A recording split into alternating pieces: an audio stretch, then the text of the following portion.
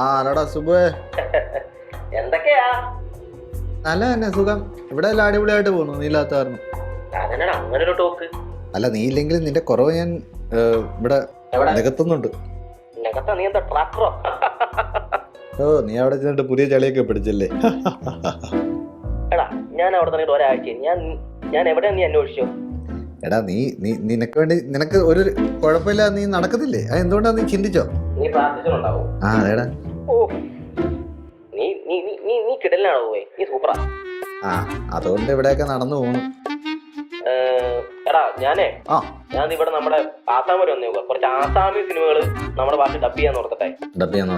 അപ്പൊ ഞാൻ അതിന്റെ കുറച്ച് വർക്കുകൾ, അതാണ് നിന്നെ വിളിക്കാൻ സമയം കിട്ടാതെ. തിരക്കെന്ന് പറഞ്ഞു കഴിഞ്ഞാൽ തിരതരോ അങ്ങനെ തിരക്ക് ഇവിടെ. അല്ല എന്നാ ഞാൻ ഒരു കാര്യം പറയട്ടെ. എനിക്ക് ആ ഭാഷ അറിയത്തില്ല, അതിന്റെ സ്ക്രിപ്റ്റ് എനിക്ക് എഴുതാൻ പറ്റത്തില്ല കേട്ടോ. എടാ വാഴ, ഇതിന് ഓൾറെഡി സ്ക്രിപ്റ്റ് ഉണ്ട്, സിനിമയുണ്ട്. നമ്മളിത് നേരെ ഇങ്ങോട്ട് എടുക്കുന്നു, എന്നിട്ട് നമ്മുടെ ഭാഷയിൽ തർജ്ജമ ചെയ്യുന്നു. നീ എഴുതണ്ട, ഞാൻ കഴിവുള്ളവരെ വെച്ച് എഴുതിച്ചോളാം. അല്ല കഴിവിപ്പോ എനിക്കുണ്ട്, അതല്ലടാ. ഈ രണ്ട് ഭാഷ അറിയാവുന്ന ആരെങ്കിലും കൂടെ കൂട്ടിക്കൊണ്ട് വരണം അവിടെ നിന്ന്, മനസ്സിലായോ? മലയാളവും മറ്റേ ആസാം അല്ലെങ്കിൽ എങ്ങനെ ഡയലോഗ് നമ്മള് മാറ്റും?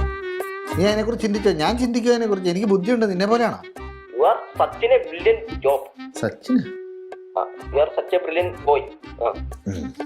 എന്തെങ്കിലും ആട്ടെ. നീ വല്ലതും കഴിച്ചോ? ഞാനൊരു കല്യാണം കഴിച്ചാൽ അനുഭവിച്ചോണ്ടിരിക്കണത്. എന്നാ ഞാനേ വിളിക്കാം, പണിയൊന്നും ഇവിടെ ഭയങ്കര തിരക്കല്ല, ഞാൻ വിളിക്കാം. അറിയോ ഞാനും ഭയങ്കര തിരക്കില്ല. പിന്നെ ഓഫീസ് നോക്കിക്കോണം. ഞാൻ നോക്കുന്നുണ്ട്. ആ പെങ്കൊച്ചിരിക്കുന്നുണ്ട് അവിടെ, അതിനെ ശല്യം ചെയ്യരുത്. ഞാൻ പിന്നെ മുത്തോണിന് പുതിയ യൂണിഫോം ഒക്കെ കൊടുത്തിട്ടുണ്ട്. ഓഹോ. അപ്പൊ അതും കൂടെ ഒക്കെ നീ മുത്തോണ് കറക്റ്റ് ഡ്രസ് കോഡ് വന്നതൊക്കെ നീ നോക്കിക്കോണം. മുത്തോണ്ണന് മാത്രമല്ല യൂണിഫോം വേണ്ടത്. നീ ആ ജൂബ അലക്കാറില്ലല്ലോ, പിന്നെ എന്താ നിനക്ക് പ്രശ്നം? ഞാനൊന്നും പറഞ്ഞിട്ടില്ല. നീ പെട്ടെന്ന് മറ്റേ ആസാമിലെ എന്റെ ആരെങ്കിലും വിളിച്ചോണ്ട് വാ. ഓക്കെ. ഇവിടെ പിടിപ്പൊരു പണിയുണ്ട്. നന്ദിയുണ്ടേ. വിളിക്കാൻ പോയി എന്നെ പറഞ്ഞാൽ മതി.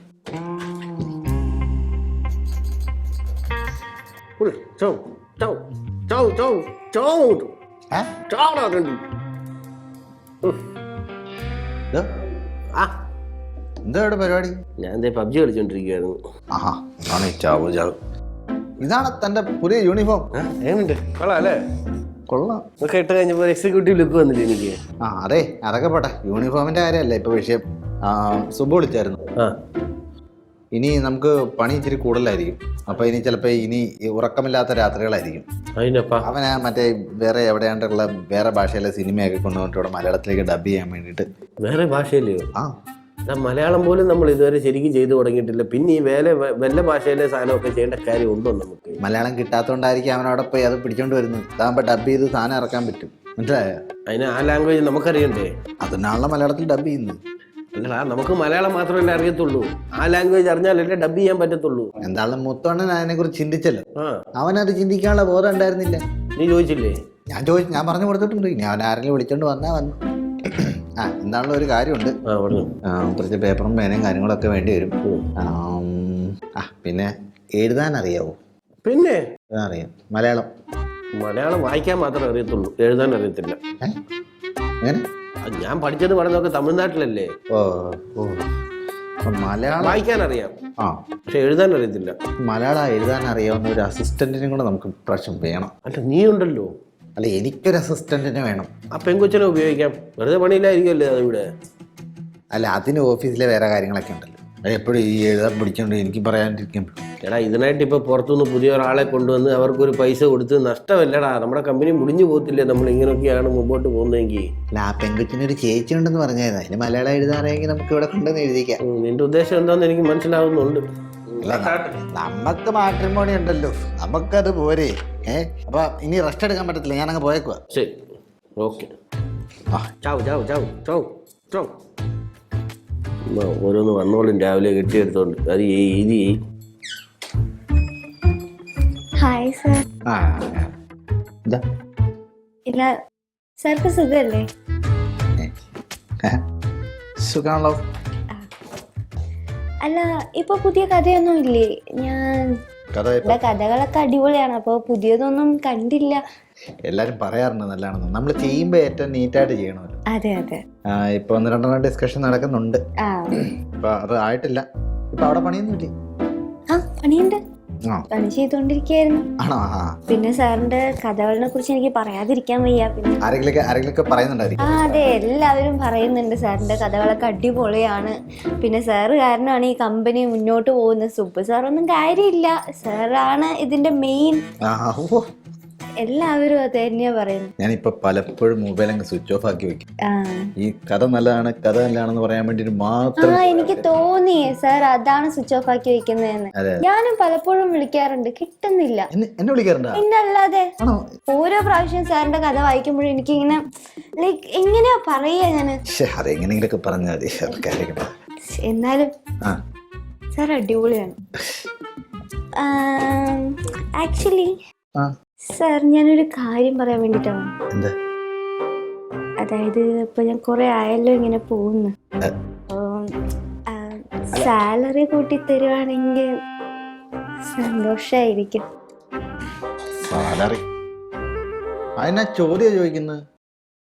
എനിക്ക് പോലും ഇവിടെ സാലറി കിട്ടാറില്ല മര്യാദയ്ക്ക്.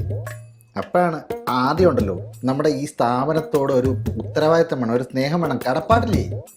കടപ്പാടും ഉള്ളതുകൊണ്ടാണല്ലോ ഞാനിങ്ങനെ ആത്മാർത്ഥമായിട്ട് പണിയെടുക്കുന്നത്. അപ്പൊ അതിന്റെ ഒരു അംശം ഞാനും ആഗ്രഹിക്കുന്നു.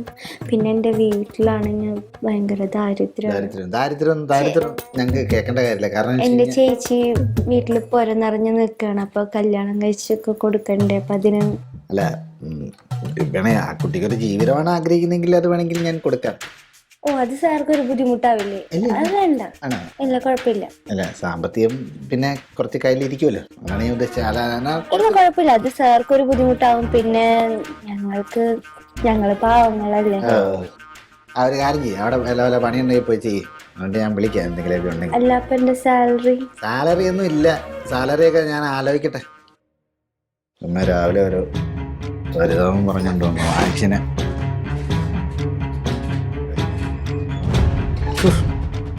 ലോക തോൽവിയാണല്ലോ ഞാനൊന്ന് ആലോചിക്കുമ്പോഴാണ്.